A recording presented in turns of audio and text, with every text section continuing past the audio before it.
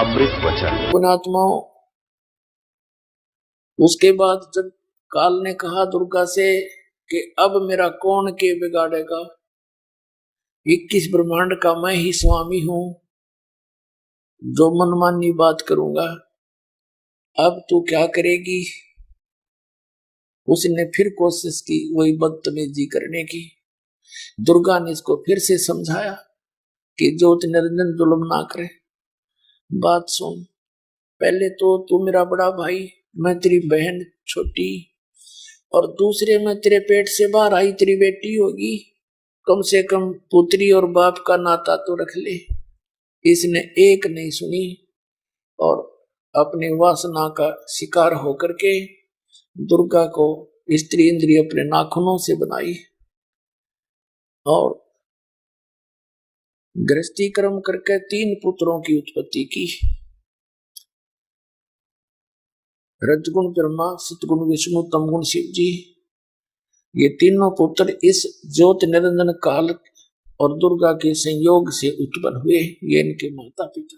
आज से लगभग 650 वर्ष पहले सन 1398 से 1518 तक परमात्मा एक जुलाई की भूमिका किया करते थे।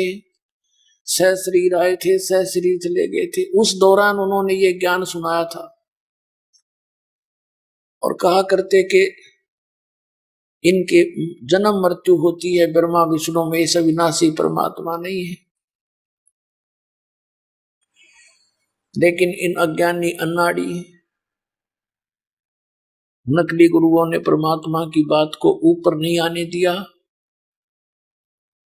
जो कि आज हमारे सदग्रंथों ने प्रमाणित किया कि ब्रह्मा विष्णु महेश नासवान है, इनकी जन्म मृत्यु होती है, दुर्गा इनकी माता है और काल रूपी ब्रह्म इनका पिता है।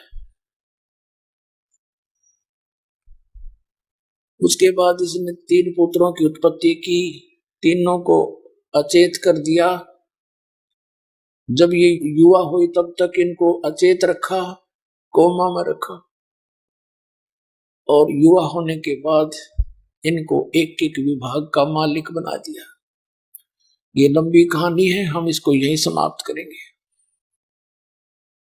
पुण्यात्माओं, इस प्रकार काल की यह सृष्टि प्रारंभ हुई। दुर्गा ने फिर तीनों पुत्रों का विवाह कर दिया अपने 3 रूप बनाकर। दुर्गा ने अपने 3 रूप बनाए, समुद्र में छुप गई, इनको सागर मंथन पर भेजा। 3 लड़कियां निकली, एक का नाम सावित्री रख दिया, ब्रह्मा के से विवाह कर दिया। दूसरी का लक्ष्मी नाम रखा, विष्णु से विवाह कर दिया। तीसरी का पार्वती नाम रखा, उमा का नाम रखा और शंकर जी से विवाह कर दिया। ये काल की सृष्टि प्रारंभ हुई ऐसे। और फिर आगे चल के हम ऐसे ही आगे कुछ दुर्गा ने अपने वचन से भी उत्पत्ति की और आज हम ये संसार बस गया काल का। अब कुछ दिन के बाद हमें यहां बहुत कष्ट होने लगे। जो सुख हम वहां छोड़ आए उसका हमें आभास होने लगा। पुण्यात्माओं, जब तक लाइट बिजली रहती है तब तक बिजली का हम इतना मैं तो नहीं मानते, इतना ध्यान नहीं देते। और जब बिजली चली जाती है, कट लग जाता है घंटे 2 घंटे का, गर्मियों के दिनों में पसीना पसीना हो जाते हैं और बल्ब की तरफ देखते रहते हैं, कब आओगी बिजली, कब आओगी बिजली। तो इसी प्रकार जब तक हमें सुख था सतलोक में, हमने परवाह नहीं करी परम पिता के दिए हुए सुख की। और जब हमारी हुई दुर्गति शुरू, यहाँ फिर ढूंढते फिरे स्वर्ग में लगा वो सुख है, स्वर्ग में जाकर और बना दुख, अपनी पूंजी अपने पुण्य। और वहां एक होटल है, वो स्वर्ग इस काल का बनाया हुआ, उस पर चार्ज लेता ही आपसे। आपकी भक्ति कमाई का ये 20% 10% से ने फिक्स कर रखा है। अलग अलग रेस्टोरेंट बना रखे और आप वहां जैसे होटल के अंदर धनी व्यक्ति जाते हैं, वस्तुएं सब उपलब्ध होती हैं, घंटी बजाते ही सब व्यवस्था हो जाती है। लेकिन जेब खर्च खुद का लग रहा है और तीसरे दिन 10,000 का बिल बना के दे देता हूँ, मालिक इतने इतने डिपॉजिट किया था, अब सिर्फ 1,000 बैलेंस है और जमा करा, नहीं तो बस्तर ठा। तो इसी प्रकार वहां आपकी पुण्य कमाई को नष्ट करवाता है। उसके बाद फिर आप सोचते हो जैसे कोई निर्धन है, सोचता है धनवान सुखी होगा। धनवान को सुख सपने में भी नहीं है, ये सत्य मान लेना आप। महादुखी होता है धनवान। और फिर धनवान सोचता है, क्योंकि वो दुखी है, वो सोचता है राजा लोग सुखी होंगे। राजा लोग तो लिए सुखी, उनका जिए जाना जिसे सुखी है। ये तो हमने नो देखे दूर के डोल सुहावने। राजा सोचता है कि ये स्वर्ग का राजा इंद्र सुखी होगा, और इंद्र को कोई सुख नहीं। उसकी हिस्ट्री उठाकर देखो इंद्र की, वहां केवल बकवादे हैं, लंबी चौड़ी व्यवस्था करता है। कभी कुछ हो जाता उसके राज्य में, कोई दूसरा तपस्या करके उसकी गद्दी प्राप्त करने योग्य साधना धर्म तप कर लेता है, तो उसको चिंता बनी रहती है कहीं तेरी गद्दी ना छिन जाए। कई बार देवताओं राक्षसों का युद्ध होगा, इंद्र का राज छीन लिया, वो जाकर छुप गया कि तो दूर भूखा मरता फिरे, तो खाक सुख है इंद्र को, स्वर्ग के राजा को। तो पुण्यात्माओं, हम उस सुख की खोज में लगे हुए हैं असंख्य युगों के, और फिर कुत्ते गधे बना के छोड़ दिया, खाओ धक्के। पुण्यात्माओं, हम इतना कष्ट सहन कर रहे और कभी भी मन में नहीं आती ये क्या जीवन है। जो दुखी हो गया वो तो रो ही रहा बेचारा, कोई बीमारी से है या कोई पुत्र पुत्री मर गई या कोई घाटा बिजनेस में हो गया, वो तो रो ही रहा है। बाकी शेष नौके अपना खैदे ही निकल जाए उसके पास से, उसकी परवाह भी नहीं करते, क्योंकि वो झूठे सुख को अभी प्राप्त है, उनको झूठे सुख उनके पास है। तो ये क्या जीवन है, कुत्ता बनकर क्या हाल हो रहा है। हम ध्यान में भी नहीं आता हम भी कभी कुत्ते बन जाएंगे, हम तो फट दे निकल जाए उसके पास से टी करके। अब पता चलेगा, अब पता चला हमारे को परमात्मा के ज्ञान से कि इतना कष्ट और ये स्थान जीवन का है। कोई जीव सुखी नहीं, सपने में भी सुख नहीं किसी को। दिन में केवल एक पेट के लिए सारा दिन सैकड़ों झूठ बोलकर लाखों पाप कमा के ये प्राणी चारपाई पकड़ता है। रात्रि के समय भी उसी का चिंतन होता रहता है, ऐसे करूंगा वैसे करूंगा, वो फलाना काम रह गया। इतने में मृत्यु हो जाती है, और फिर जिस जुगाड़ के जोड़न में सारा जीवन खो दिया वो यही रह गया, आप गधा बन के सैर सपट्टे कर रहे हैं। तो परमात्मा ने याद दिलाई हमारे को, ये इतना कष्ट ये क्यों दे रहा है, क्योंकि ये प्रतिशोध ले रहा है हमारे साथ। ये प्रतिशोध ले रहा है परम पिता के साथ कि उसके आत्मा है ये, इनको खूब दुखी करूं और उसको दुख होगा। अब पुण्यात्माओं, वो परमात्मा इतना दयालु है, हमने ऐसा जुल्म किया और फिर भी हमारे पीछे घूम रहा है। जब ये प्राणी महा दुखी होने लगे, हाहाकार मच गई, तब दया आई उस परमात्मा ने और कहा, उसने क्या किया कि अपने पुत्र जोगजीत का रूप बनाया और फिर वहां प्रकट हो गए जहां तपतशिला के ऊपर 1,00,000 मानव शरीरधारी प्राणियों के सूक्ष्म शरीर को वो भूनता है वहां पर तपतशिला। और वहां ऐसे चटक मटक प्राणी करते हैं जैसे खील भूनता है बड़बूजा, ऐसे उछलते हैं। लेकिन सूक्ष्म शरीर में जीव मरता नहीं, लेकिन कष्ट असहनीय होता है, चिल्लाते हैं, बुरी तरह हाहाकार मचती है। और उस गंध को निकालकर जो सारे जीवन में इस प्राणी ने आहार किया, वासनाएं की, उसका सूक्ष्म अंश सूक्ष्म शरीर में लिप्त हो जाता है और तपतशिला के ऊपर इतना गर्म करके ही उससे वो छुड़वाया जाता है। अब देखो आप, काजू किस्मत सेब संतरे लाडू जलेबी हलवा पूरी कितना सुंदर खाद्य पदार्थ है, और फिर भी ये मन बकवाद करता है। आत्मा के साथ मन का जोड़ जोड़ दिया इसे। और प्रत्येक प्राणी बुराई को कितना शीघ्र ग्रहण करता है। हुक्का पीना, शराब पीना, देखे कैसा तरीका बना लिया। बीड़ी बना ली, तम्बाकू, हुक्का बना लिया, एक बना ली तोब, उसमें हुक्का भर के पीने लगे। शराब बना ली, मांस खाने लगे। ये क्यों खाते हैं? क्योंकि उसने अपना भोजन तैयार करवाना है आपके माध्यम से। जैसे चटपटे भोजन आप खाओगे, जैसे विकार करोगे, उतना ही ज्यादा इसको टेस्ट आता है, उसी के शरीर को अधिक समय तक भूनता है वहां पर। इसलिए ये सभी को चाहता है कि विकार करें और चटपटे आहार करें, हुक्का बीड़ी तम्बाकू शराब ड्रिंक करें।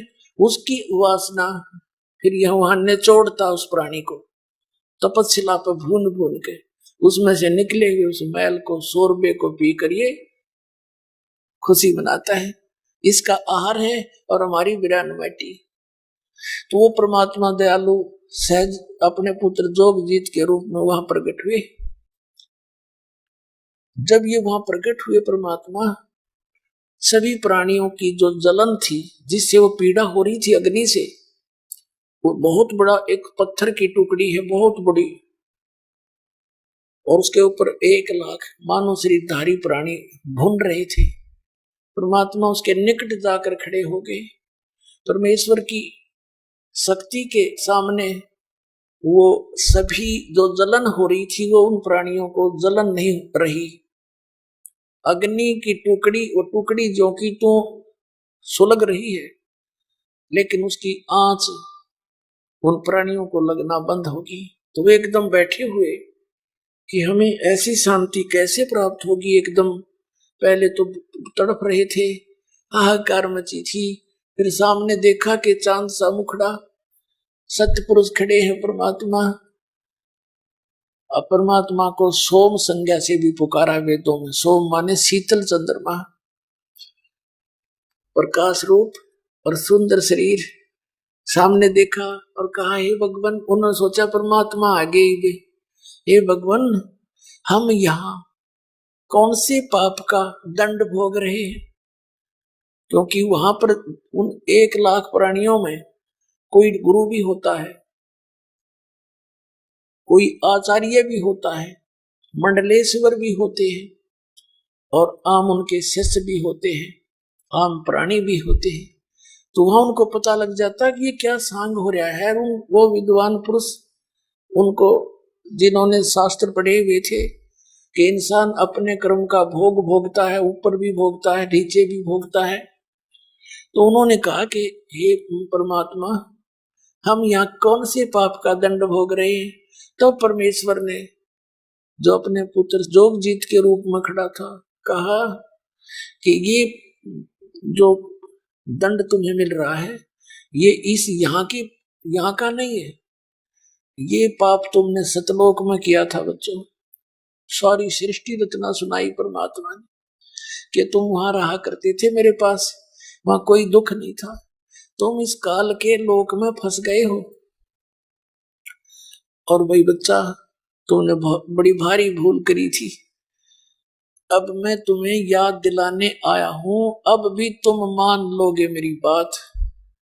सबके सबको सतलोक ले जा सकता हूं, परंतु तुम अपनी इच्छा से फंस गए। यहां पर इच्छा रूपी खेलन आया, ताते सुख सागर नहीं पाया। अब इतनी बातें हो ही रही थी और वो कह रहे थे सभी प्राणी, हे भगवान, हमें अक्षमा कर दो, हमसे भारी भूल बड़ी है, हम महाअपराधी हैं, हमारे लिए ये दुख भी कम है दाता, अब हमें ले चलो सतलोक में। परमात्मा ने कहा, ऐसे नहीं ले जा सकता। जब तुम जाए धरो जग नर देहा, तब तुम करना मेरे सत शब्द स्नेहा। जब तुम्हें कभी मनुष्य शरीर प्राप्त हो और मेरा कोई संत भक्त इस सतनाम का तुम्हें ज्ञान करावे, उस नाम को, सतनाम को प्राप्त कर लेना। उसकी भक्ति की शक्ति से तुम यहाँ आ सकते हो। अब तुम्हारी बैटरी डिस्चार्ज हो चुकी है। जिन पुण्यों से युक्त तुम सतलोक से आए थे, अब वो पुण्य तुम्हारे रहे नहीं। इस सतनाम के मंत्र से, जो 2 अक्षर का है, इसमें एक ओम मंत्र है, इसके जाप से तुम बहुत शीघ्र उसी तरह बैटरी सी चार्ज हो जाएगी, तुम्हारी सतलोक आने जोगे हो जाओगे और उस नाम को लेकर तुम आ सकते हो। अब मैं तुम्हें नहीं ले जा सकता। तो सभी कहते हैं भगवान इनका मनुष्य जीवन प्राप्त हो गया और आपका कोई सतनाम बताने वाला संत हमें मिल गया, तो हम सभी नाम ले लेंगे दाता। परमात्मा ने कहा कि तुम भगवान को निराकार बताते थे, वो आचार्य वहीं पर भून रहे थे, गुरु नकली। उन्होंने कहा भगवान हम क्या करें, हमें तो ऐसा ही बताया गया था कि तुम इस ज्योत निरंजन ब्रह्म को निराकार बताते हो। कहा जी कि देखो वो आ गया। इतने में वो ज्योत निरंजन आया वहां पर अपनी रसोई में आहार करने के लिए। उसने समय फिक्स कर रखा है कि इतनी देर में ये भुनकर और सभी वहां से जा चुके होंगे ऑटोमेटिक। लेकिन परमात्मा ने उसका ऑटोमेटिक सिस्टम फेल कर दिया और वहां स्वयं भी खड़े हैं और वो भी आ रहा कि देखो वो आने लग रहा तुम्हारा काल भगवान, जिसको तुम ब्रह्म कहते हो, ब्रह्मा विष्णु महेश का पिता, वो आ रहा सामने। इसने प्रतिज्ञा की है कि मैं कभी किसी के सामने अपने यथार्थ रूप में नहीं आऊंगा। गीता जी अध्याय नंबर 7 के श्लोक नंबर 24 और 25 में ये अर्जुन से कह रहा है कि मूर्ख जन समुदाय मुझ व्यक्त को व्यक्तिम आपनम मन्नते, मैं अपनी योग माया से छुपा रहता हूँ, कभी किसी के समक्ष नहीं आता। ये मूर्ख जन समुदाय मुझे कृष्ण मान रहा होगा, आई एम नॉट कृष्ण। तो ये प्रतिज्ञा की है इसने और दुर्गा को यहाँ का इंचार्ज बना दिया है कि तू संभाल, मेरे हुक्म से सब काम करती रहे, मेरा पता मत बताना किसी को, नहीं तो तेरी खैर नहीं। अब दुर्गा इससे डर कर सच्चाई कभी किसी को नहीं बताती। इसने अपने पुत्रों को भी सच्चाई नहीं बताई। उसने भी कहा कि तुम्हारा पिता तो निराकार है। अब परमेश्वर ने कहा कि तुम तो जाओ बच्चाई में, अब मेरी रिस्की होगी 2 बात। अब ज्योत निरंजन काल ने देखा कि ये जोगजीत यहाँ फिर कैसे आ गया तेरे लोक में, वहां से तो इसने मुझे निकाला था। ये देखकर एकदम क्रोधित हो गया कि तू यहाँ किस लिए आ गया जोगजीत मेरे लोक में, ये मेरा स्थान है, तू कैसे आ गया। उसने फिर ध्यान आ गया काल ने कि कहीं कोई संदेशा लेकर तो नहीं आया परम पिता का, पिताजी का। उसने पूछा ज्योत निरंजन ने कि जोगजीत, पिताजी का जो संदेश आदेश हो तो मुझे बता पहले, तू किस लिए आया है। तब जोगजीत रूप में परमेश्वर ने कहा कि सुन ले ज्योत निरंजन, आदेश तेरे पिता का, मेरे को भगवान ने भेजा है, पिताजी ने भेजा है और मैं नीचे जाऊंगा तेरे 21 ब्रह्मांड के संसार में, और तूने नालायक कैसा जुल्म कर दिया। इनका ये स्वरूप था, कोई गधा बना रखा, कोई कुत्ता, कोई सुअर, ऐसा जुल्म कर दिया। किसी का हाथ कट गया, किसी की टांग कट गई, कोई अंधा हुआ पड़ा है, किसी को कैंसर हो रही है, कोई किसी बात से पीड़ित है, हाहाकार मचा रखा तूने। ऐसा जुल्म किया करते हैं, तेरे साथ आ भी गए थे तो ऐसा अन्याय करते हैं, ऐसा अत्याचार कर दिया तूने। मेरे को आदेश हुआ कि नीचे जाऊंगा और सबको बताऊंगा कि यू भगवान नहीं है ब्रह्म, तुम जिसको भगवान कहते हो, परमात्मा और है, उसका तूने नामो निशान मिटा दिया। अपने आप को तूने परमात्मा सिद्ध कर दिया, तुमसे ऊपर कोई और भगवान ही नहीं है। इस तरह का जोगजीत ने मारी डांट, जोगजीत रूप में परमात्मा ने। अब काल ने सोचा यो तो मेरा नाश करेगा, मेरी खेती उजाड़ेगा। एकदम नो बोला खड़ा रह, पहले मैं तुझे देखता हूं। एकदम इतना भयंकर रूप धारण करके जोगजीत तेरी अभी टीट भी दाबूंगा, मारूंगा तुझे मैं। परमात्मा ने अपनी प्यारी आत्मा धर्मदास जी को बताया, धर्मदास ये मेरे ऊपर ऐसे झपट्टा जैसे अभी मुझे खा जाएगा। धर्मदास, परमात्मा ने पुण्यात्मा हमारे लिए संकेत किया ये कि मैंने सतनाम का जाप किया, उस 2 अक्षर के जाप मंत्र का, जो श्वास उश्वास से जाप के करते हैं ना, किसी कैसी भी आपत्ति आप पर आ जावे, ऐसे आध्यात्मिक या कोई भी, तो श्वास का सिमरण शुरू कर दिया करते हैं, वो तुरंत टल जाएगी मेरी शक्ति से।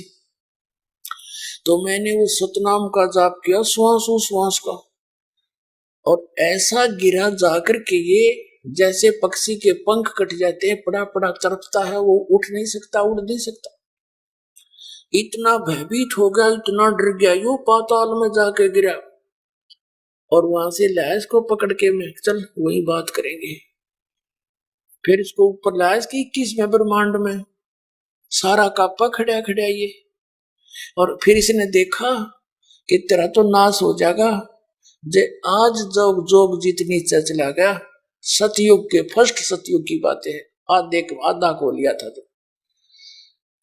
तो उसने सोचा तेरा तो सत्यानाश हो जाएगा और सभी प्राणियों को ये बता देगा और वो सब इसके गेल हो लेंगे। तब इसने चापलूसी का सहारा लिया, कहा कि हे भाई साहब, अब जब उसने देखा ना तेरी ताकत चला रही, चापलूसी पर आ गया, पैर पकड़ दिए, नीचे नीचे सरक के नो बोला तू मेरा बड़ा भाई, मैं तेरा छोटा भाई, मैं तो आपको बड़े भाई को मैं तो पिता के समान मानता हूं, और आप उसका संदेश लेकर आए हो तो आप में उन्हीं की पावर है। आप मुझे छोटा भाई जानकर क्षमा कर दो, बड़े तो अक्षमाशील होते हैं और छोटे तो गलतियां किया ही करते हैं। इसने ऐसी ऐसी अटपट करके और कहा भगवान मुझे एक वरदान दे दो। परमात्मा ने कहा बोल क्या मांगता है। नो नहीं, वचनबद्ध हो जाओ, मेरे यहाँ कुछ त्रुटि है, कुछ लोक में कमी है, वह पूरी कर दो। परमात्मा ने कहा अच्छा भाई मैं वचनबद्ध हो गया हूं, बोल क्या मांगता है। तब इसने क्या कहा कि हे भगवान, हे जोगजीत, 3 युगों में जीव थोड़े ले जाना, सतयुग त्रेता द्वापर में कम जीव ले जाना, और कलयुग में चाहे कितने जीव ले जाना। और एक काम और करना, आप अपना ज्ञान दे करके अपनी ओर करके और अपना मंत्र जाप दे करके आप अपना ले जाना, बलपूर्वक ना ले जाना, जबरदस्ती ना करना। परमात्मा ने कहा ठीक है, हम ऐसे ही करेंगे। इसने 1-2 और प्रार्थना की, वो यहां बताऊंगा तो लंबा विस्तार बन जाएगा, वो फिर कभी समय आने पर बताएंगे। जब इसने देखा काल ने कि सब वचनबद्ध होकर के और इसने स्वीकृति दे दी जोगजीत ने, उसी समय अपनी वास्तविकता पर आ गया और कहने लगा जोगजीत जब तुम कलयुग में आओगे ना, तब तक तो इन प्राणियों को इतना कंडम कर दूंगा, भक्ति योग्य नहीं छोड़ू कलयुग में, सब जीव विकारी कर दूंगा, और मंदिर मस्जिद ये देवताओं की पूजा पर आरूढ़ कर दूंगा, भूत प्रेत पितरों की पूजा करवाना शुरू कर दूंगा, और तीर्थ धाम बनवा दूंगा। और तुम जब आओगे कलयुग के बीच में, उस समय जीव तुम्हारा कोई कहा भी नहीं मानेगा, और हमारी ओर होकर बात बखानेगा, विवाद किया करेगा तुम्हारे साथ। बहुत अच्छा काल। क्या कहा कि कलयुग के अंदर 12 पंथ करूं मैं साजा, नाम तुम्हारा ले करूं आवाजा, और अनेक पंथ चलाऊं यावत जीवों को भरमाऊं, जाओ जोग जीत संसारा, जीव न माने कहा तुम्हारा, जीव तुम्हारा कहा न माने, हमारी ओर हो बात बखाने।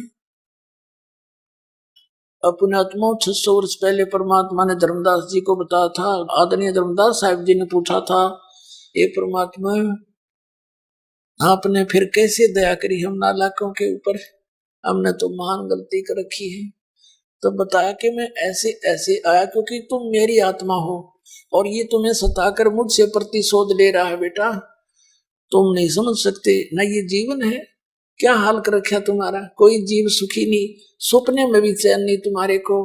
तुम दुखी तो मैं दुखी हूं बच्चा, जिसके बेटा बेटी दुखी हो, पिता माता कभी सुखी नहीं रह सकते। और तुम इतनी भांग पिए पड़े हो इस काल के नकली सुख की, थरे समझना आती। मैं असंख्यों बार आ लिया यहाँ पर, पल पल में आता हूँ, पल में चला जाता हूँ, और पता नहीं कितनी बार तुम्हें समझाता हूँ।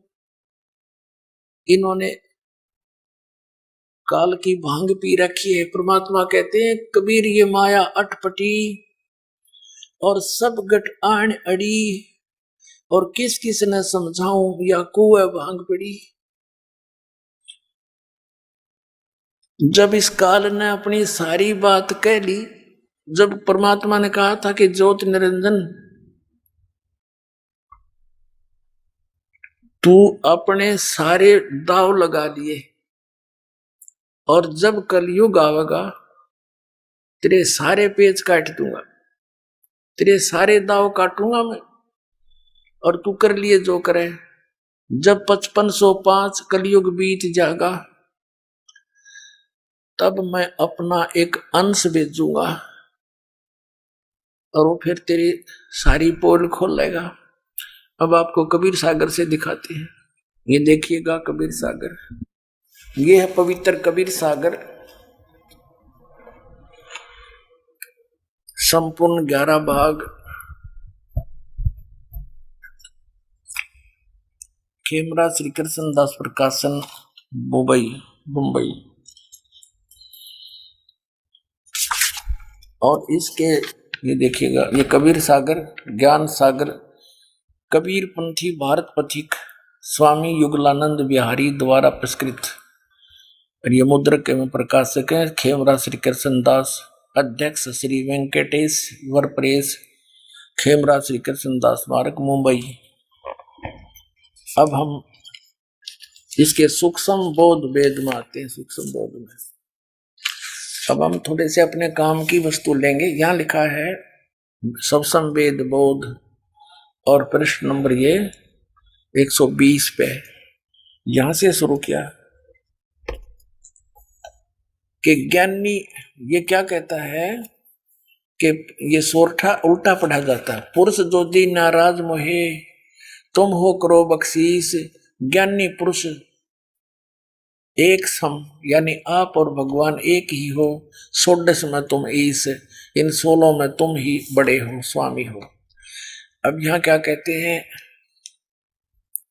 धर्मराय अश्विनती ठानी, मैं सेवक द्वितीय नहीं मानी। ज्ञानी विनती एक हमारा, सो ना करो मोर होए बिगाड़ा। पुरुष मोह के दीनो राजू, तुम हो देव होए तब काजू। विनती एक करो तो हो दाता, दृढ़ कर जानो हमारी बाता। अब ये क्या बताता है, देखिएगा। अब ये क्या कहता है, कहा तुम्हारा जीव ना माने, और हमारी दिस भय बाद बिखाने, यानी हमारी दिशा में होकर के वाद विवाद करेंगे। मैं दृढ़ फंदा रचों बनाई, जा मैं जीव पड़ा उलझाई। वेद शास्त्र सुमन गुण गाना, पुत्र हमें 3 वेद प्रधाना। देवल देव पाषाण पुजाई, तीर्थ व्रत जब तप मन लाई। देवल माने मंदिर, देव ब्रह्मा विष्णु महेश, पाषाण ये पत्थर की मूर्तियां, तीर्थ आदि की पूजा, तीर्थ व्रत पर इनके और जप नकली व्रत जप के मन ला दूंगा। यज्ञ होम और नियम आचारा, और अनेक फंद हम डारा। जो ज्ञानी जाओ संसारा, जीव न माने कहा तुम्हारा। अब परमात्मा उस जोग जीत के रूप में खड़े थे, उसको ज्ञानी भी बोल रहा था। विद्वान पुरुष, ये विद्वान पुरुष बेसिक जा। ज्ञानी कहे सुनो धर्मराई, और काटो फंद जीव ले जाई। जेते फंद रची तुम बारी, सत शब्द से सकल बिडारी। इस सत नाम ते कहते सबका नाश कर दूंगा सत शब्द से। जी ही जीव को हम शब्द दृढ़ावे, फंद तुम्हारा सब है मुक्त है। जिस जीव को हम ये मंत्र दे देंगे तेरे सब बंधन काट देगा, वो मंत्र हमारा।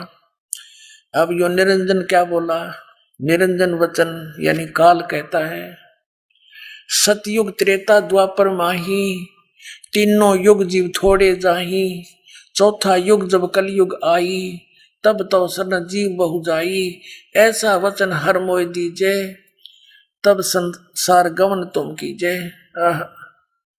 अरे काल प्रपंच पसारा, तीनों युग जीव, ये ज्ञानी वचन यानी परमात्मा बोल रहे हैं अपने पुत्र जोगजीत रूप में। इसको ज्ञानी माने विद्वान पुरुष कह रहा है, जैसा वो कह रहा वैसा ही बोले जा रहा है।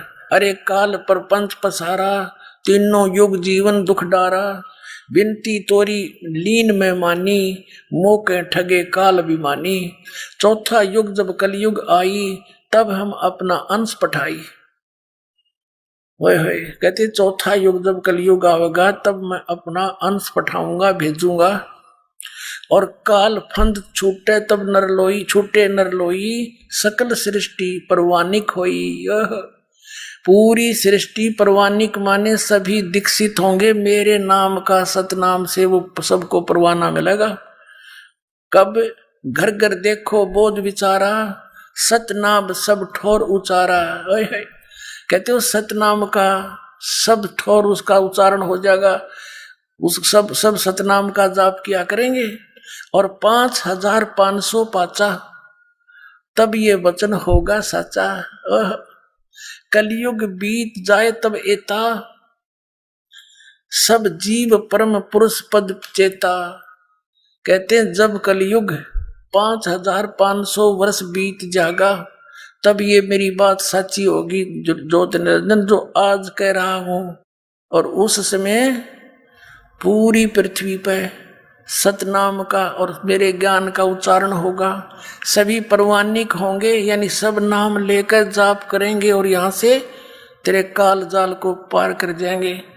देखो इसको फिर से परमात्मा ने दोहराया है, पुण्यात्मा फिर यहाँ कहा है सवसम वेद बोध, सवसम वेद बोध वही चैप्टर है, और ये बोध सागर इसका खंड है, और यहाँ पर यह सत कबीर वचन परमात्मा के वचन है ये।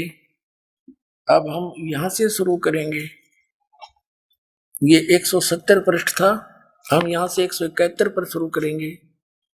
सब संवेद बोध, या क्या कहा है कि 5 सेंस और 500 जब कलयुग बीत जाए, महापुरुष फरमान तब जग तारण को आए। क्या बताया है कि जब कलयुग 5500 वर्ष बीत जाएगा, तब जैसे यहां परमात्मा ने कहा है, ये इसी के 121 पृष्ठ पे,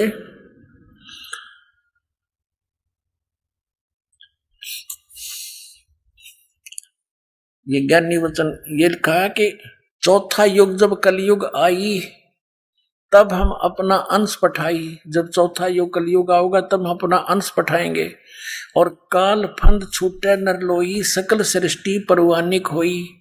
पूरा विश्व परवानिक माने इस परवाना प्राप्त करेंगे, सब मेरा नाम ग्रहण करेंगे, और घर घर देखो बोध विचारा, घर घर में मेरे ज्ञान की चर्चा होया करेगी, और सत नाम सब ठोर उचारा, सतनाम का सब जगह उच्चारण होया करेगा, सब जाप किया करेंगे, और 5500 पाचा, तब ये वचन होएगा सच्चा। कलयुग बीत जाए जब एता, सब जीव परम पुरुष पद चेता। सब जीव उस समय उस परम पुरुष आदि पुरुष परमेश्वर यानी सतपुरुष के पद यानी वे ऑफ वर्शिप की चेता माने जानकार हो जाएंगे। अब ये कंसेप्ट क्लियर करते हैं पुण्यात्माओं कि अब कितना समय बीत गया कलयुग का। अब देखिएगा, ये एक पुस्तक है ज्योतिर्मय ज्योतिर्मठ, ये आदि शंकराचार्य जी हैं, और ये इन शंकराचार्यों के द्वारा रची हुई पुस्तक है ज्योतिर्मय ज्योतिर्मठ। अनंत श्री विभूषित ज्योतिष मठ पीठाधीश्वर एवं द्वारका शारदा पीठाधीश्वर जगत गुरु शंकराचार्य स्वामी स्वरूपानंद सरस्वती जी महाराज, इनकी ये इनके वचन है ये। लेखन करता विष्णुदत्त शर्मा, संपादक लेखक एवं संकलनकर्ता, अध्यक्ष आध्यात्मिक उत्थान मंडल दिल्ली। प्रेरणा स्रोत ये है फाइन प्रिंट एंड पैक्स, ये इसके मुद्रक है। पीछे देखो नीचे विपिन बिहारी दत्त रामायणी परामर्श एवं सहयोगदाता, आशुतोष जोशी, पुनीत शर्मा, श्री पुनीत शर्मा, श्री आशुतोष।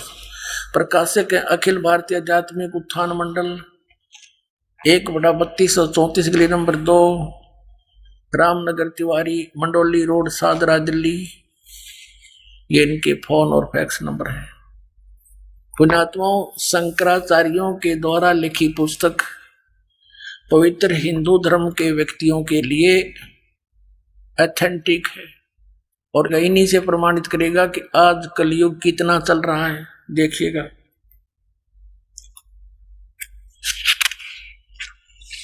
ये प्रश्न नंबर 11 पे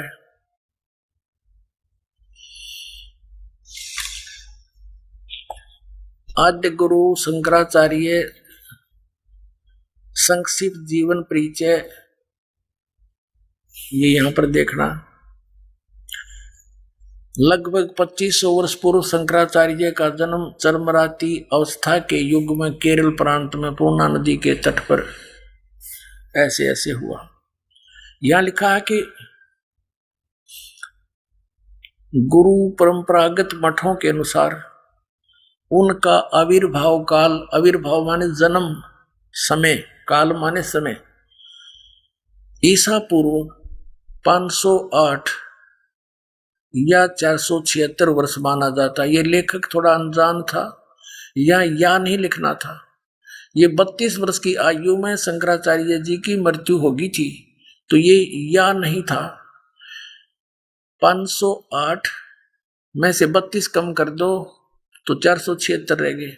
तो ईसा के जन्म से 508 वर्ष पहले शंकराचार्य जी का जन्म हुआ।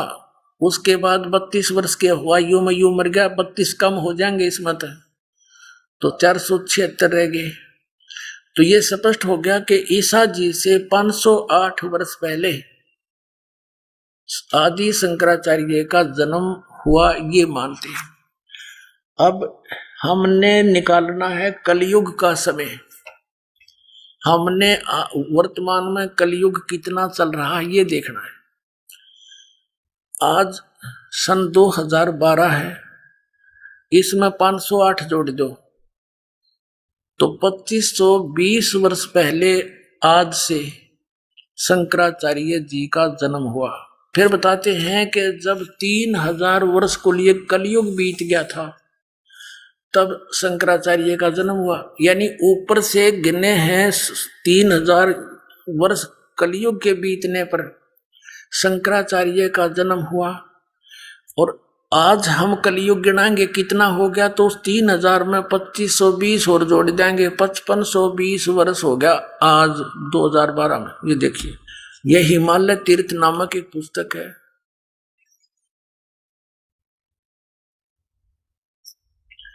जेपी नंबूरी इसके लेखक हैं।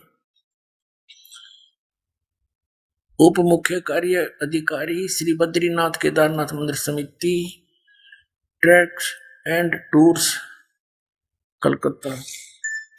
Himalaya Tirth a book of the pilgrim, JP Namboori पहला प्रकाशन, प्रकाशक है रंजू चक्रवर्ती, 76A/1 बामा चरण राय रोड, कलकत्ता। मुद्रक एंग्री प्रिंट सर्विसेज, कलकत्ता। अब इसके 42 पृष्ठ पर हम आते हैं। हिमालय तीर्थ ये पुस्तक है, 42 पृष्ठ। और यहां देखिएगा शंकराचार्य के जन्म के विषय में जानकारी। और ये इसका कोई शिव रहस्य नामक कोई पुस्तक है, ग्रंथ है, उसका ये संस्कृत में श्लोक है। इसका अनुवाद यहाँ किया है। कलयुग के 3000 वर्ष व्यतीत होने पर बौद्ध मीमांसकों के मत पर विजय प्राप्ति के लिए शंकर यति के रूप में आविर्भूत होंगे। जब कलयुग 3000 वर्ष व्यतीत होने पर शंकर आदि शंकराचार्य का जन्म हुआ। कलयुग के 3000 वर्ष बीत गए थे। तो अब जब शंकराचार्य जी का जन्म हुआ उस समय कलयुग 3000 वर्ष बीत चुका था। और इनका जन्म कब हुआ? आज से 2520 वर्ष पहले। जब इनका जन्म हुआ, जब 3000 कलयुग बीत गया था, तो आज कलयुग कितना बीत गया? 2520 और जोड़ दो 5520 वर्ष। अब 5505 कैसे होंगे? हम बैक आ जाते हैं। जैसे सन 2000 से हम गिने तो 2000 से 2000 में कलयुग कितना बीत गया था? 5508 वर्ष। क्योंकि 2000 वर्ष तो बीत गए थे ईसा के जन्म को, उससे 508 वर्ष पहले शंकराचार्य का जन्म हुआ। तो सन 2000 में 5508 वर्ष कलयुग बीत चुका था। तो 5505 कब बीतेगा? 3 कम कर दो।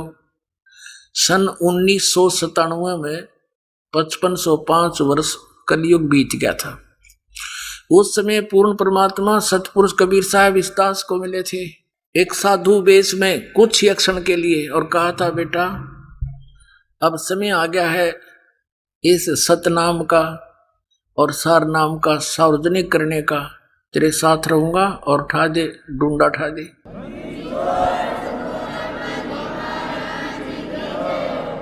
अपने आत्माओं, ये ना सोचना कि दास ने अटकलबाजी लाके आज कोई पिछली इतिहास बना रहा हूं, नहीं।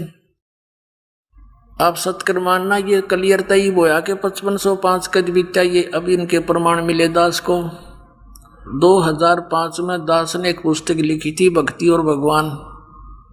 उसमें भी ये वर्णन दे रखा है कि फाल्गुन उतरते की यानी फाल्गुन सुदी एकम को दिन के 10 बजे 1997 को इस दास को परमात्मा मिले थे और कहा था, बेटा अब समय आ गया है और शुरू कर दे, लेकिन मेरे मिलन का ये भी रहस्य कुछ दिन बनाए रखना, फिर बता देना कि मैं आपसे मिला हूं। अब आपको दिखाता हूं। ये आध्यात्मिक ज्ञान गंगा सन 2009 से प्रकाशित हो चुकी है और उसी समय से दास ने ये लिखा है इसके बारे में। इसके अंदर वर्णन किया है जो आपके कर कमलों के अंदर आप देख भी सकते हो। ये देखना, इसके 538 पृष्ठ पर आध्यात्मिक ज्ञान गंगा, ये 538 पृष्ठ पे हम नीचे आते हैं। मुद्दास रामपाल दास को परमेश्वर कबीर साहिब जी संवत 2054 फाल्गुन मास शुक्ल पक्ष एकम मार्च 1997 को दिन के 10 बजे मिले तथा सार शब्द की वास्तविकता तथा संगत को दान करने का सही समय का संकेत देकर अंतर ध्यान हो गए तथा इसको उनके मिलने वाले प्रकरण को अगले आदेश तक रहस्य युक्त रखने का आदेश दिया। बोलो सतगुरुदेव।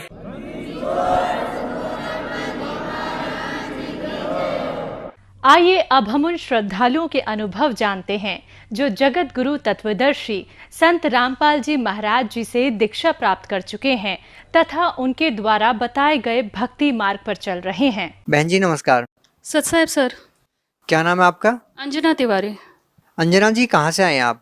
जामनगर गुजरात से आई हूँ। अच्छा ये बताइए कि संत रामपाल जी महाराज से कब जुड़े आप? मैं 20 जून 2013 को मैं संत रामपाल जी महाराज की शरण में आई थी। क्यों जुड़े आप संत रामपाल जी महाराज से? मुझे कुछ ऐसी प्रॉब्लम थी जिसका कोई सॉल्यूशन नहीं था। मेरे शरीर में बहुत ज़बरदस्त प्रॉब्लम थी जिसको ना कोई डॉक्टर समझ पा रहा था क्या है, ना कोई ओझा तांत्रिक समझ पा रहा था। मेरे पूरे बॉडी में पेन होता था, जैसे हजारों सुई चुभ रही है, कोई मुझे नोच रहा है, ऐसा होता था। मैं लगभग 17-18 साल मैं सोई भी नहीं हूँ। मेरे ऊपर कोई दवा काम नहीं करती थी, कोई इंजेक्शन काम नहीं करता था। मैं डॉक्टरों के पास जाती थी, वो बोलते थे पूरी रिपोर्ट नॉर्मल है, पर समझ में नहीं आता था क्या है। जब मेरा ऑपरेशन चलता था तो डॉक्टर इंजेक्शन देते थे मुझे बेहोश के, मैं बेहोश नहीं होती थी। मुझे नींद के इंजेक्शन देते थे, मुझे नींद नहीं आती थी। मेरी बॉडी पार्ट को सुन्न करने का इंजेक्शन लगाते थे, वो भी मेरे ऊपर काम नहीं करता था। वो पेन किलर देते थे, वो भी मेरे ऊपर काम नहीं करता था। तो डॉक्टर परेशान थे कि इतनी ज़बरदस्त तकलीफ है और कोई इंजेक्शन काम कैसे नहीं कर रहा। हमने अपनी लाइफ में कभी ऐसा केस नहीं देखा।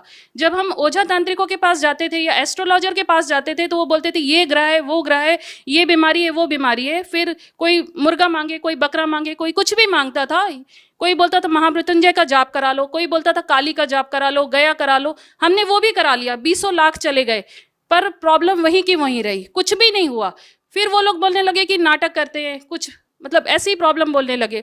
मतलब सब तरफ से हार गए हम। और जो मुझे ठीक करता था, जो ओझा तांत्रिक, पहले तो बोलता था 100% हम ठीक कर देंगे, पर अगले दिन वो हाथ खड़े कर देता था, बोलता था इनके ऊपर कोई ऐसी शक्ति है, इन्हें ब्रह्मा भी ठीक नहीं कर सकता। बोले जो हम इनके ऊपर से हटाने की कोशिश करते हैं तो वो हमारा जान लेने लगता है। तो ओझा तांत्रिक भी हाथ खड़े कर देते थे। मैं एकदम हताश हो गई। सुसाइड के अलावा मुझे कोई रास्ता नजर नहीं आता था, पर मेरा बच्चा छोटा था। मैं सिर्फ रोती रहती, यही पूछती थी कि अगर परमात्मा कहीं हैं तो वो हैं कहाँ। इस कलयुग में तो परमात्मा आएंगे नहीं। जिसने जो बोला वो पूजा की। कोई बोलता था दुर्गा जी को मानो, कोई बोलता था हनुमान जी का। जिसने जो बोला उनको मानना चालू किया, पर कहीं से कोई रास्ता नहीं नजर आ रहा था। ये बीमारियां कैसे ठीक हुई? मैं संत रामपाल जी महाराज की शरण में जब आई, मुझे किसी ने पुस्तक भी नहीं दी, कुछ भी नहीं। सिर्फ मैंने आत्मा से पुकारा परमात्मा का, और टीवी पे गुरुजी का उस समय आ रहा था। अच्छा, आप एक बात बताइए, आपने बोला कि आप जिस भी संत के पास जाते थे तो नाटक करते थे, कोई ठीक नहीं करता था। लेकिन यदि देखा जाए बहन जी, तो आज आप ये कह रहे हैं कि एक ऐसे संत ने आपको ठीक कर दिया, तो लोगों को ये नाटक ज़्यादा लगेगा। आप इस बारे में क्या कहना चाहेंगे? मैं वही बताना चाहूंगी कि जिनके पास हम जाते थे, जो लाखों रुपए लेते थे हमसे, वो तो हमें ठीक नहीं कर पाते थे। और जब नहीं ठीक कर पाते थे तो बोलते थे ये नाटक करें। और गुरुजी जिनके पास मैंने जाके अपनी कोई प्रॉब्लम बताई ही नहीं, मैंने सिर्फ टीवी में सुना था उनको, और मैंने जाके नाम ले लिया, गुरुजी ने आशीर्वाद दिया। मैंने तो अपनी प्रॉब्लम भी नहीं बताई गुरुजी को, सिर्फ घर पे आई, गुरुजी का सत्संग सुनना चालू किया, और जो मालिक ने, संत रामपाल जी महाराज ने जो हमें मंत्र दिया था, बस उसको जपना चालू किया और नियम मर्यादा में रह के भक्ति करनी चालू की। धीरे धीरे करके अपनी प्रॉब्लम साथ में, मतलब थोड़ी थोड़ी करके वो धीरे धीरे करके कम होती चली गई। जब कम होती चली गई तो हमारे अंदर विश्वास आया कि सच्चाई यहीं पर है और परमात्मा यहीं है। लेकिन लोगों को ये विश्वास कैसे होगा कि एक संत है, वो आपकी परेशानियों को कैसे ठीक करेंगे? क्या लोगों को ये नाटक नहीं लगेगा? आपके पास क्या प्रमाण है कि आप संत रामपाल जी महाराज जी से नाम लेने के बाद आपकी सारी बीमारियां ठीक हुई है, या आपको बीमारियां थी भी या नहीं थी? लोगों को कैसे विश्वास होगा इन बातों पे? क्योंकि हम 18 साल से हमने कोई ओझा तांत्रिक और डॉक्टर किसी को नहीं छोड़ा। कौन कौन से डॉक्टर को आपने दिखाया? कौन कौन से मेडिकल में आप गए? जैसे मैं फिजिशियन के पास भी गई। कौन से मेडिकल में? दिल्ली एम्स में, और स्वरूप रानी हमारा है इलाहाबाद का, वहाँ पर, और भी बड़े बड़े हॉस्पिटल में गई मैं। Gynaecologist, neurologist, psychologist, physiologist, physician, सबके पास, किसी के पास मेरी प्रॉब्लम का कोई सॉल्यूशन ही नहीं मिला उन लोग, किसी को भी। तो लोगों को विश्वास कैसे हो उस संत से नाम दीक्षा लेने के बाद आपकी सारी प्रॉब्लम ठीक हो गई? उन्हें खुद सोचना चाहिए ये चीज तो, कि हमें भी क्या जरूरत है कि हम झूठ बोलेंगे।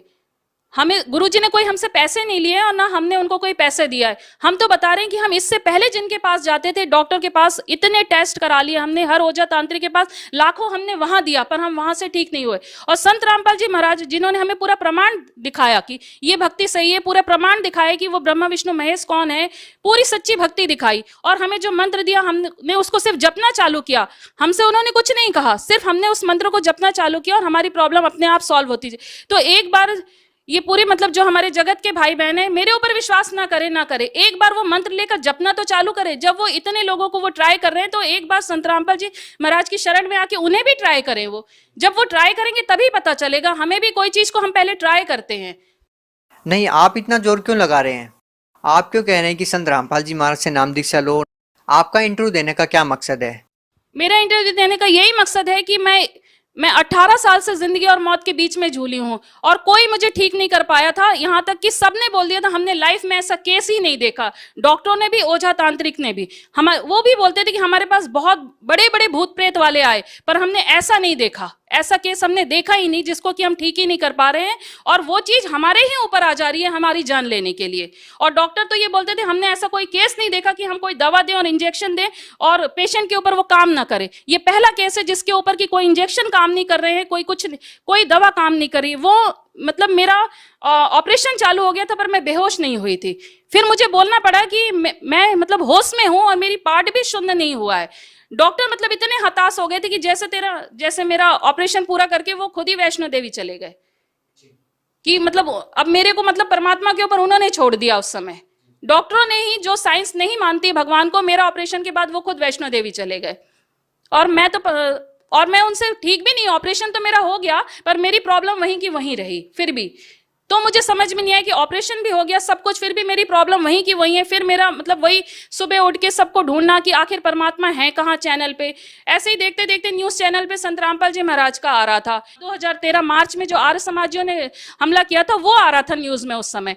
उसको मैंने सिर्फ देखा था तो मैंने सोचा ये कौन से ऐसे संत है जिसके ऊपर ऐसा मतलब आक्रमण हुआ है। ये संत तो मैंने जब उनका थोड़ा बहुत कभी सत्संग देखा था ऐसे न्यूज चैनल चेंज करते हो, तो मुझे ये लगा कि ये तो बहुत सीधे साधे से दिखते हैं, तो इन्होंने ऐसा क्या किया जो इनका न्यूज में आ रहा है।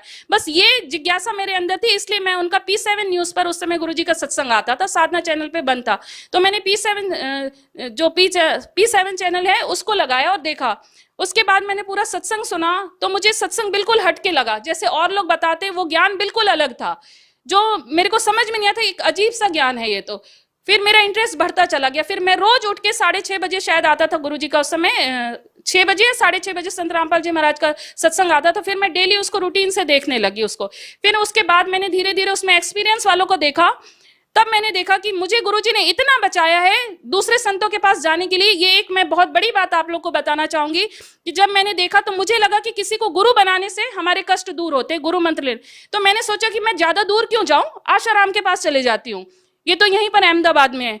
तो जब मेरे मन में ये आया कि गुरु मंत्र लेने से ही ठीक होता है तो मैंने आशाराम को बनाने को सोचा। तो अगले दिन इंटरव्यू में आशाराम वाला आ गया भगत बताने कि वो आशाराम के पास से हार के यहाँ आया।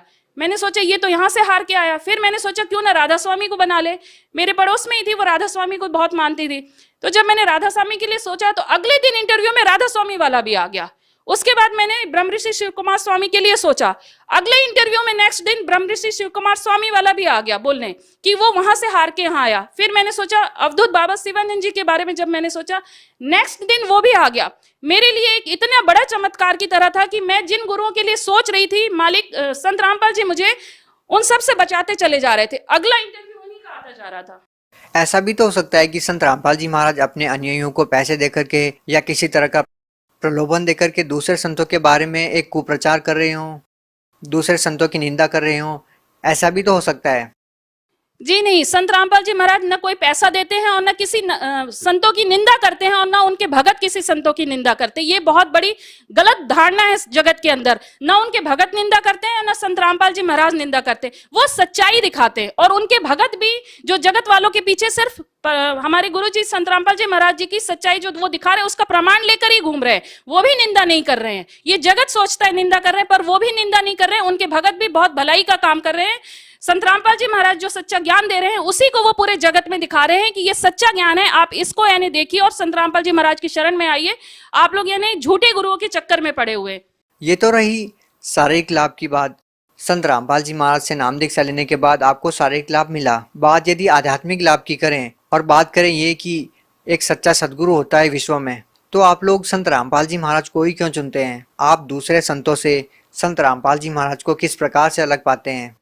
क्योंकि दूसरे संतों ने हमें मतलब ये आध्यात्मिक ज्ञान दे ही नहीं पाए। वो सृष्टि रचना भी नहीं बता पाए, वो ब्रह्मा विष्णु महेश के माता पिता भी नहीं बता पाए, दुर्गा जी के पति कौन है, उन्होंने हमें कोई ज्ञान दिया ही नहीं ऐसा जिससे कि हम विश्वास करें। और संत रामपाल जी महाराज पूरा मतलब पूरी एक एक टॉपिक पूरा दिखाते हुए हमको पूरा ज्ञान करा रहे, और वो भी पूरे शास्त्र खोल के हमें, वेद कुरान बाइबल गुरु ग्रंथ साहिब पूरे खोल के हमें दिखा रहे हैं सच्चाई। बाकी कोई गुरु ये नहीं करते हैं। बिल्कुल सही बात है आपकी। और लाखों धर्मगुरु हैं, लोगों को ये डिसाइड करना मुश्किल हो गया है कि कौन सही और कौन गलत। प्रैक्टिकल करके लोगों को पता चल रहा है कि कौन सही और कौन गलत। जैसा कि आपने प्रैक्टिकल किया और पाया कि आपको जो शारीरिक परेशानियां थी वो संत रामपाल जी महाराज से नाम दीक्षा लेने के बाद ठीक हो गई। इसी प्रकार से संत रामपाल जी महाराज से लाखों लोग जुड़ रहे हैं और संत रामपाल जी महाराज के जो फॉलोअर्स हैं वो बढ़ते जा रहे हैं। यदि आपसे बात करें अन्य अनुभवों के बारे में, तो आपको संत रामपाल जी महाराज से नाम दीक्षा लेने के बाद और क्या क्या लाभ हुए हैं? और लाभ जैसे ये हुए हैं कि पहले मेरे हस्बैंड हाई पोस्ट पे हैं, डीजीएम की पोस्ट पे, लाखों की तनख्वाह उनकी है, पर मैं जो तकलीफ झेल रही थी उसमें हमारे घर में 1 रुपए भी नहीं होते थे, क्योंकि जितनी तनख्वाह थी उसका डबल हमारा हर महीने ओझा तांत्रिकों के पीछे जाता था। और जब से मैं संत रामपाल जी महाराज की शरण में आई हूँ, मेरा 1 रुपया नहीं गया। आज 4 साल हो रहे हैं लगभग, मैंने कोई दवा भी नहीं खाई है, कोई भी नहीं। इवन मुझे सर्दी खांसी और बुखार भी नहीं होता है। अच्छा, आप ये बताइए कि एक संत ने शिष्यों को इतने सारे लाभ कैसे दे रहा है? लोगों को इतने सारे लाभ कैसे हो रहे हैं? जिसको देखो किसी का नशा छूट जाता है, किसी को आर्थिक लाभ हो रहा है, किसी को शारीरिक लाभ हो रहा है। संत रामपाल जी महाराज ऐसी कौन सी दवाई देते हैं कि लाखों लोग उनसे जुड़ रहे हैं और लाखों लोगों को लाभ भी हो रहा है? संत रामपाल जी कोई दवाई नहीं देते हैं, वो तो गुरुजी जो मंत्र दे रहे हैं, जैसे हम जिसको ढूंढते चले आ रहे हैं कि अगर हमसे कोई गलती हुई है, कोई पाप हुआ है, जैसे हमारा बच्चा कोई गलती करता है हम उसे माफ करते हैं, तो हमसे अगर कोई पाप हुआ तो वो परमात्मा के पास भी जरूर हमारे पाप कर्मों को काटने का मंत्र होगा। गुरुजी वही मंत्र हमें देते हैं जिससे हमारे सारे वो गलत जो काम है, विकार, वो दूर होते हैं, हमारे पाप भी कटते हैं। अच्छा, आप बात कर रहे हैं कि नामदान की। संत रामपाल जी महाराज से नाम दीक्षा कैसे ले रहे लोग? आज संत रामपाल जी महाराज ने हर डिस्ट्रिक्ट में नामदान केंद्र खुलवा दिया है। संत रामपाल जी महाराज की का ये जो ज्ञान समझता है, उसके बाद वो अपने नामदान सेंटर पे अपने डिस्ट्रिक्ट में पता करके वहां जाके नाम उपदेश ले सकता है। संत रामपाल जी महाराज के बारे में आप क्या संदेश देना चाहेंगी? मैं सभी अपने जगत के भाई बहनों से यही बोलना चाहूंगी कि जैसे आप हर चीज ट्राई करते हो, एक बार आप संत रामपाल जी महाराज को भी ट्राई करके देखिए। उनकी पुस्तक ज्ञान गंगा पढ़िए, उसमें यानी सच्चाई देखिए। आप जो अपने जो भी पूजा पाठ करते हो, देवी देवताओं को मानते हो, आप एक बार सिर्फ शास्त्रों में लिखा है कि कलयुग केवल नाम आधारा, सुमर सुमर नर उतरे पारा। तो जब हमारे शास्त्रों में ही लिखा है कि कलयुग में भक्ति इतनी आसान होगी कि नाम सुमरन से इंसान पार हो जाएगा, तो फिर ये लाखों मंदिर क्यों बने हुए हैं? यहाँ क्यों लोग जा रहे हैं? क्यों लोग बद्रीनाथ केदारनाथ जा रहे हैं जब हमारे शास्त्रों में ही प्रमाण है? जब हमारे शास्त्रों में ही प्रमाण है, ये पंडित ही हमें बोलते हैं कि बहुत खुशनसीब है वो जिन्हें मनुष्य जन्म मिलता है। मनुष्य जन्म के लिए तो देवी देवता भी तरसते हैं। तो यहाँ पर ही आप अपना कॉमन सेंस यूज कर लीजिए कि जो देवी देवता भी मनुष्य जन्म पाने के लिए तरसते हैं, तो उन देवी देवताओं की पूजा करके हम कहाँ जाएंगे? देखिए, आप एक एजुकेटेड महिला हैं। एक लास्ट पर्सन आपसे जानना चाहेंगे कि आपका जो ज्यादातर फोकस होता है वो हिंदू धर्म के ऊपर होता है। क्या आप लोग हिंदू धर्म के खिलाफ कोई साजिश तो नहीं रच रहे? जी नहीं, ये हमारे संत रामपाल जी महाराज का ये जो भी प्रचार है, ज्ञान का जो सच्चाई है, वो किसी धर्म से रिलेटेड है ही नहीं है। ये तो उनके उसमें ही लिखा हुआ है कि जीव हमारी जाति है, मानव धर्म हमारा, हिंदू मुस्लिम सिख ईसाई धर्म नहीं कोई न्यारा। हम सिर्फ ये कह रहे हैं कि हमारे धर्म ग्रंथों में जैसी पूजा पाठ लिखी है, बस हमें उसी तरीके से करनी है। और संत रामपाल जी महाराज भी हमारे जो धर्म ग्रंथों में लिखा है उसी के अनुसार हमें भक्ति करा रहे हैं। बहुत बहुत धन्यवाद। ओके, सत साहब।